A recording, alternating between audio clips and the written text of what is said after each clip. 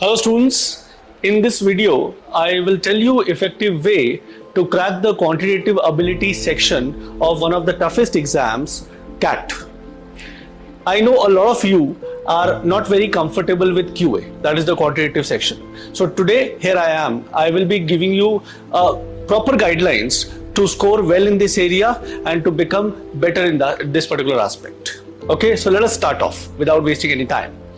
Now the first thing, whenever you're trying to conquer any sort of an exam, the most important thing is there are three aspects that are there actually. The first aspect is understanding that exam. Okay, what is the exam pattern? I would say what is the syllabus? Knowing everything about the exam. That's very, very important. So that's the first thing. Second aspect that comes into picture is preparation for that exam. How do you prepare for that exam? Okay, how do you effectively manage your time and all those things? I will talk about all those things in a while in detail. And the third part is how do you effectively take that exam? That means taking a particular exam and scoring well is also an art. So we also need to mention certain pointers about that particular area. Okay, so let's start off with the first part, that is understanding the exam. Now, what do I mean by understanding the exam? First pointer, understand the syllabus. What exactly is being asked in this particular exam?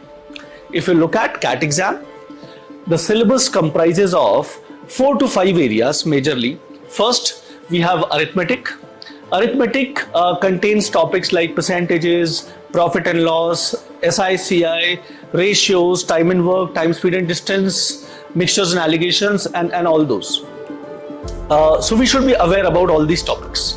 Second part comes out is the algebra, basic algebra that we study till our 10th standard, and maybe some topics of 11th, 12th as well.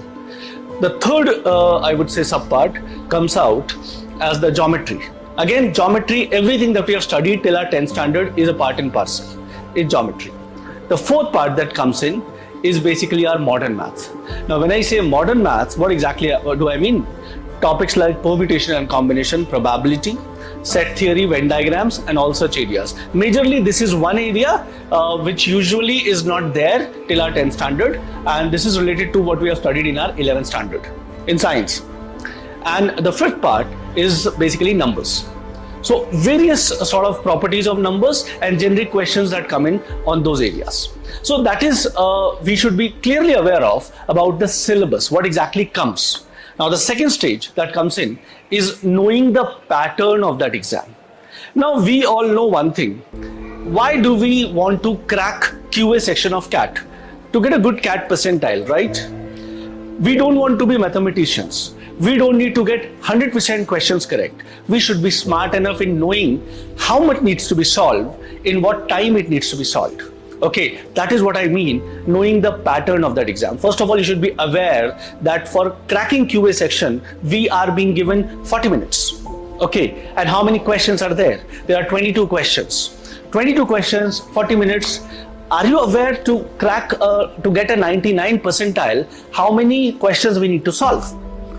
You must be wondering that we need to solve 20 questions, 22 questions, or maybe 100% questions. Sorry to disappoint you students, it's not that.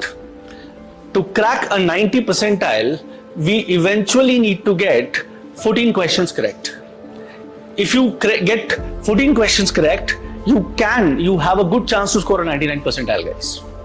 Now 14 out of 22, not a big deal, right? So that's a possibility, guys. So thereby you should be aware of. So I would say when you talk about CAT 2023, the pattern that goes in is we have +3 marks for every correct questions, and we have -1 mark for every question that you get wrong. So accuracy is extremely important. So usually what we say is if you have attempted around 18 to 19 questions with around 85 to 90% accuracy, you're good to go. So that's the bare, I would say, strategy if you want to crack out 99 percentile. And I am talking about 99 percentile because that is what we should be aiming for, right?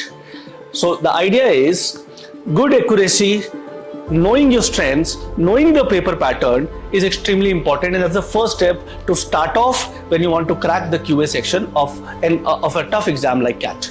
Okay, now let's come now to the second part, second stage, that is the preparation part of it. So preparation part, first, my suggestion is master the basics. Master the basics means topics like percentages, profit and loss, ratios, I would say Vedic maths, all these areas you need to be extremely good at. You should also be aware how to solve basic equations. If you can't solve percentages, if you can't solve basic equations, if your calculations are bad, it becomes extremely difficult for us to crack this sort of a section. First thing, master the basics. These areas should be very, very good, because being good with percentages, ratios and all those areas will not only help you crack US section, this will automatically also help you crack the DI section. Okay, so master the basics, that's the first thing. When I say master the basics, what you should do is focus on these topics from your NCERT books. That's the first stage, guys. NCERT books, solve everything that you have. Solve everything that you have on percentages, ratios and all those areas, on allied areas, I would say. Okay, that's the first step. Second, make a proper study plan. I personally feel that though it varies from student to student depending upon how much his capability is right now at this moment, but I still feel around 1.5 hours to 2 hours of separate dedicated preparation on quantitative area is extremely important. Okay, so at least 2 hours is something that you should be looking at. Okay, then topic by topic, I think I gave you in rough a gist of all the topics that are there. Topic by topic, you need to go ahead and master these areas, because when we are trying to target 99 percentile, we can't leave out on a particular topic. Because one thing, let me tell you, is it's not that CAT will consist of all easy questions. Okay, they are very smart out there.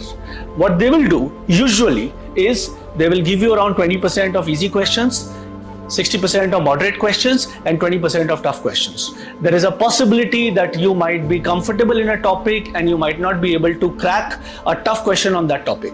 So it's always advisable that we are comfortable in all the areas, so that the easy and the moderate part, we are able to crack it out.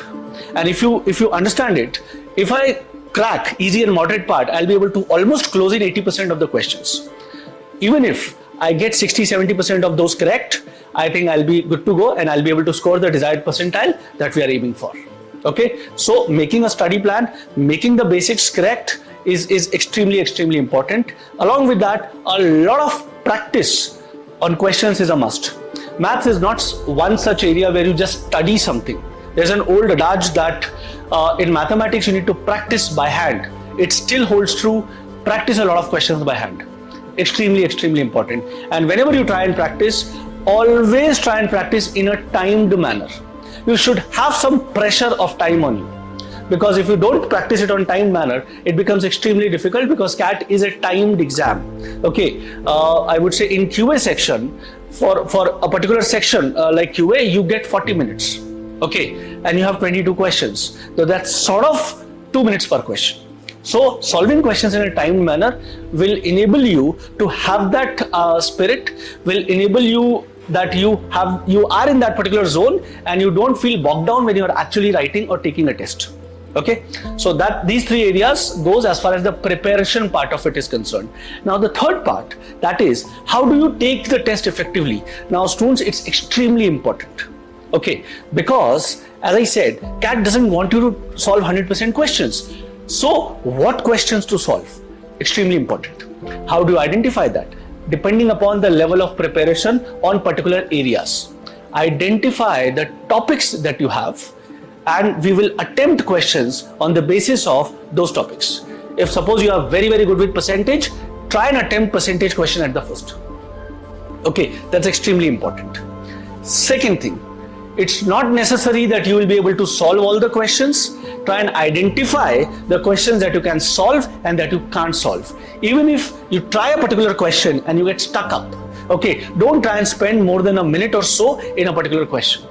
After a minute or so, you will definitely get an idea that this is a question where I am moving forward, or I'll be able to solve in the next minute, or I won't be able to solve. If not, leave that question effectively, because we have a leeway of leaving out some questions. Okay, so do that. Extremely important. Third, solve a lot of mocks that are possible. We have enough and more mocks out there in the market which replicate CAT or which are even slightly on the tougher side as compared to CAT. I personally feel a well-prepared student should have at least solved 25 mocks. So 25 mocks, all 22 questions per mock is a must, and a thorough analysis for each of the mocks is extremely important. After analysis, you should know, let's say you have taken first 5 mocks, you will be able to get an idea that these areas are the ones where you are regularly able to attempt and get the questions correct, and these areas are the one where you are not able to attempt and get the questions correct. You will be able to identify your strengths and weaknesses. That's why taking mocks is extremely important. This will enable you to get a thorough understanding on your areas, weak areas and strength areas. Okay. And lastly, when you talk about an actual CAT, when you take an actual CAT, be very calm and focused. You need to understand that you cannot panic out there. Even if you have solved, let's say 10 questions, okay, you feel that your paper has went by very bad, and if you have only solved 10 questions, that can still give you 95 percentile scores. So be calm and composed so that overall, whatever be the scenario, your paper doesn't go bad, and you definitely get a decent percentile. Okay, so this is what I would like to tell you at this juncture. Maybe we can go for another video where I'll be more detailed about particular topics, how to go about things. Thank you so much.